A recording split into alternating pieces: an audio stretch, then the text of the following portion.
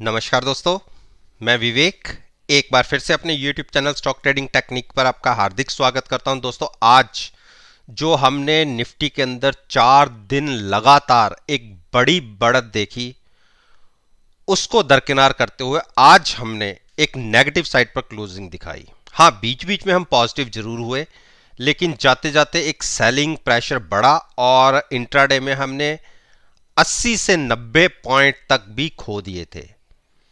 हाँ, इंडिया में हम जो क्लोज हुए हैं वो 15,000 से अबव क्लोज हुए हैं, 15,050 के आसपास। लेकिन मैं आपका एक ध्यान दिलाना चाहूंगा कि मैं एक 15,050 तक की बातें करता था। अगर उससे पहले देखा जाए तो 1 2 3 4 5 और छठी बार हम इसमें इसको क्रॉस करके ऊपर क्लोजिंग दी थी। 5 बार हम यहां से नाकाम हुए थे और छठी बार हमने ऊपर क्लोजिंग दिखाई थी। और मैंने अपनी कल की वीडियो में ये कहा था कि जब तक 15,050 के ऊपर प्राइस है हमें घबराना नहीं चाहिए। लेकिन आज की क्लोजिंग, मैं एसजीएक्स निफ्टी की बात कर रहा हूं, इंडिया में तो हम इसके ऊपर क्लोज हुए हैं, लेकिन एसजीएक्स निफ्टी इस टाइम जब ये मैं वीडियो रिकॉर्ड कर रहा हूं तकरीबन 5 साढ़े 5 बजे शाम को, उस टाइम एसजीएक्स निफ्टी 15,000 से नीचे ट्रेड कर रही है। यानी जहां हम क्लोज हुए वहां से 60 पॉइंट्स के और नेगेटिव साइड पर हम ट्रेड कर रहे हैं। अब यहां से क्या पॉसिबिलिटी बनती है? अगर कल के दिन में हमने इसी हिसाब से 15,050 के नीचे ओपनिंग की तो गिरावट गहरा सकती है। और जो पहला हमें नीचे की तरफ सपोर्ट बनती है वो 14,875। पहली नजर हमारी यहां पर होगी, इसी पे कंसंट्रेट करेंगे। यानी 150 पॉइंट्स नीचे की एक टारगेट बनता है 900 और 875 के बीच में। यहां पर अगर सपोर्ट लिया तो हो सकता है कि एक बाउंस मिले। और आप सभी जानते हैं कल एक्सपायरी भी है। 14,875 और 14,715 के बीच में ये कंसोलिडेशन फेस होगा। इसमें ट्रेड ना करें तो ज्यादा अच्छा रहेगा। शॉर्ट करनी हो, अगर हम गैप डाउन खुलते हैं 15,050 से नीचे ओपन होते हैं तो at the money call buy करके फ्यूचर सेल करने की एक स्ट्रेटजी ले सकते हैं 14,875 के लिए। बैंक निफ्टी पर एक बार ध्यान देते हैं। देखिए, बैंक निफ्टी में अभी मान के चल रहा हूं जहां हम खुले वहीं पर क्लोज हुए। बैंक निफ्टी में वो अभी गिरावट दिख नहीं रही। अगर हम गैप डाउन खुलते हैं और आप ये वाला हाई देखिए, इसको ब्रेक करके हम नीचे तक जाते हैं, यानी 33,600 से नीचे ओपन होते हैं और कंटिन्यूस बने रहते हैं, तो इमीडिएट टारगेट आपका ये ट्रेंड लाइन होगी जिसको क्रॉस करके हम ऊपर आए हैं 33,300। तो 300 पॉइंट्स की एक मूव डाउन साइड पर आप देख सकते हैं।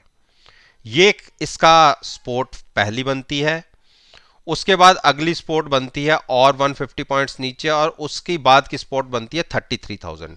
तो अभी तक हम केवल 33,000 तक की बात करेंगे। पहला टारगेट होगा 33,300, उसके बाद 33,000। तो इस तरीके से आप ट्रेड ले सकते हैं। रिलायंस रिलायंस ने देखिए जो मैंने बात करी थी आपसे कि 2000 तक के हम टारगेट्स दे सकते हैं, देख सकते हैं, और देखिए वो हमें देखने को मिले। और मैंने आपको 1900 की पुट के साथ लॉन्ग करने की बातें की हुई थी, और देखिए 100 पॉइंट्स की हमें मूव मिल गई। इंट्राडे में तो हम 2020 तक भी गए हैं। तो आज क्लोजिंग भी अच्छी रही है।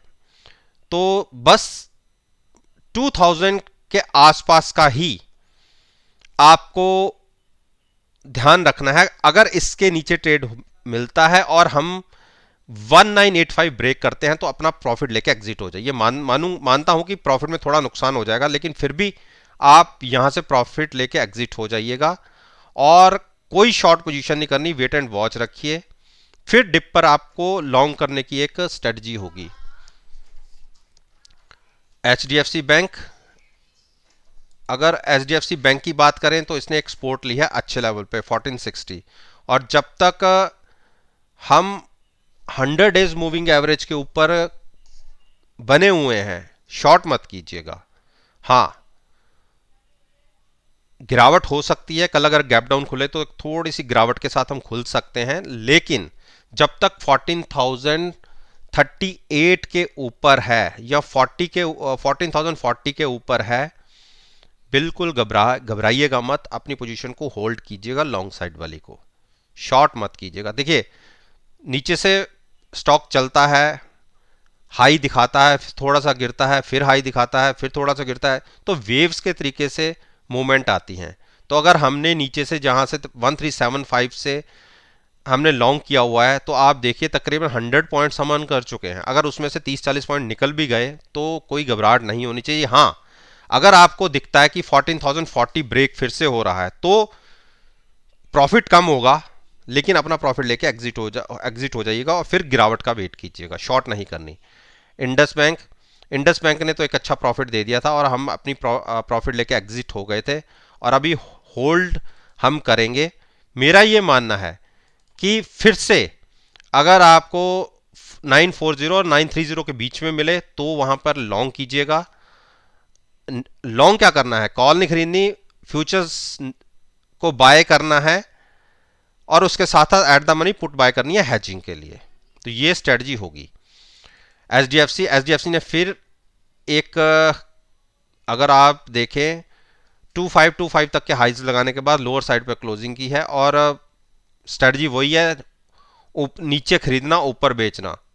खरीदना मतलब जो आपने नीचे से लॉन्ग किया है उसको ऊपर जाके एग्जिट करना और फिर वेट करना गिरावट का। फिर गिरावट में अगर नीचे मिलता है तो वहां बाय कीजिए और ऊपर जाके सेल कीजिए। लेकिन शॉर्ट मैं एचडीएफसी को कभी नहीं रिकमेंड करता कि आप एचडीएफसी को शॉर्ट करें। डिप पर बाय कीजिए अगर 2400 के आसपास आता है या उसके नीचे भी गिर जाता है, लेकिन जिसकी पॉसिबिलिटी कम लग रही है। हाँ, 2450 तक की एक बार पॉसिबिलिटी लगती है कि हम वहां तक आ सकते हैं, लेकिन उसके नीचे की ज्यादा पॉसिबिलिटी मुझे लगती नहीं है।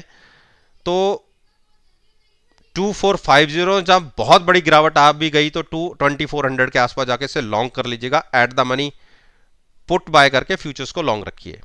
कोटक महिंद्रा बैंक, जिसको लॉन्ग लेना है वो वेट करेंगे, और ट्रेडर्स जो शॉर्ट करना चाहते हैं, बेरिश क्रॉसओवर है तो वो शॉर्ट कर सकते हैं। उनके लिए जो स्टॉप लॉस मान लीजिए 1750 का होगा, और अगर गैप डाउन खुलते हैं तो शॉर्ट कर सकते हैं। टारगेट होगा 1700 का, 1710, उसके बाद 1700।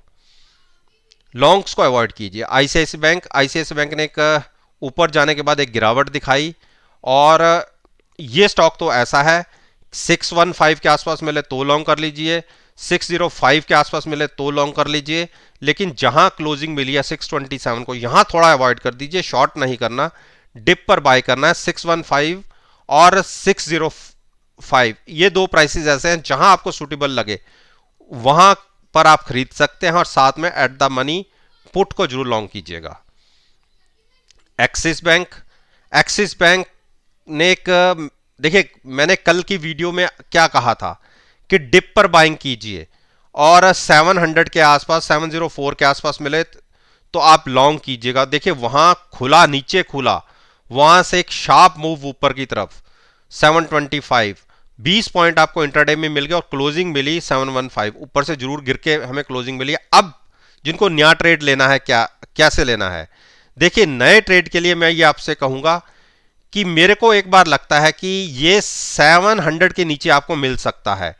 700 या 700 के नीचे मिले तो लॉन्ग साइड पर जाइएगा, eight the money put buy करके। बहुत बड़ी कहीं कोई गिरावट आ भी गई तो 680 से ज्यादा नीचे मुझे दिखता नहीं है, लेकिन उस केस में भी आपको नुकसान केवल उतना ही होगा जो आप ऑप्शन में आपने प्रीमियम पे किया है। मैक्सिमम लॉस आपका वो होगा, और प्रॉफिट आपका अनलिमिटेड है जितना यहां से स्टॉक ऊपर चलता जाएगा। तो मिनिमम रिस्क और मैक्सिमम रिवॉर्ड की स्ट्रेटजी के साथ मैं आपको ट्रेड लेने के लिए बात कर रहा हूं। स्टेट बैंक ऑफ इंडिया में तो बिल्कुल आप देखिए हमने 353 से इस पोजीशन को होल्ड कर रखा है लॉन्ग साइड पर, और हमने इंट्राडे के अंदर कल 390 भी देखा, यानी 35 पॉइंट से ज्यादा हमें गेन मिल चुका है। उसमें से मानता हूं कि तकरीबन 7-8 पॉइंट्स हमें लूज हो गए, लेकिन 380 पर हम अपना ट्रिगर डाल के एग्जिट होने के लिए, पोजीशन काटने के लिए अपना ट्रेड डाल देंगे। अगर 380 लो लगता है तो हमारा ट्रेड एग्जीक्यूट हो जाएगा, और हाँ मानता हूं कि ऊपर से हमें 12-13 रुपए का नुकसान होगा प्रॉफिट में, लेकिन स्टॉक हमारा ट्रेड प्रॉफिट में ही खत्म होगा। तो और उसके बाद हम फिर से एंट्री लेंगे, गिरावट बढ़ेगी तो 360 और 370 के बीच में जहां हमें मिलेगा तब हम एंट्री लेंगे। तो दोस्तों, ये मैंने दोनों इंडेक्स, निफ्टी और बैंक निफ्टी, दोनों इंडेक्स के अंदर जो बहुत अच्छी वेटेज रखते हैं स्टॉक्स, उन पर मैंने अपना ओपिनियन आपके साथ शेयर किया है। और मेरा यह मानना है कि मेरी इस वीडियो को आप 20 मई के ट्रेडिंग सेशन में एनालाइज करेंगे, यकीन मानिएगा आपको बहुत अच्छे पॉजिटिव रिजल्ट्स देखने को मिलेंगे। और अगर पास्ट परफॉर्मेंस को एनालाइज करना चाहते हैं, कोई भी मेरी वीडियो उठा के देख लीजिए, उस वीडियो को देखिए, प्राइसेस को नोट कीजिए और नेक्स्ट ट्रेडिंग सेशन के साथ एनालाइज कीजिए। वो सारा का सारा डाटा आपको एनएससी की साइट पर मिल जाएगा। आप देख लीजिए कि मैंने वीडियो में क्या कहा था, क्या हाई लगे, क्या लो लगे, और उस वीडियो से रिलेटेड भी अगर कोई आपके पास क्वेश्चन होगा तो नीचे कमेंट बॉक्स में लिखकर आप मुझसे पूछिए। अगर उसी वीडियो को नीचे कमेंट बॉक्स में लिखेंगे तो उस वीडियो को देखकर मैं आपसे डिस्कस कर सकता हूं कि मैंने क्या कहा था और कैसे रिजल्ट मिले। और कोशिश करूंगा कि अगला सेशन ओपन होने से पहले मैं आपके क्वेश्चन का आंसर दे सकूं। इस बात के साथ मैं आपसे विदा लेता हूं और एक नई वीडियो के साथ फिर से आपके सामने आऊंगा। तब तक के लिए धन्यवाद। Take care and have a nice day.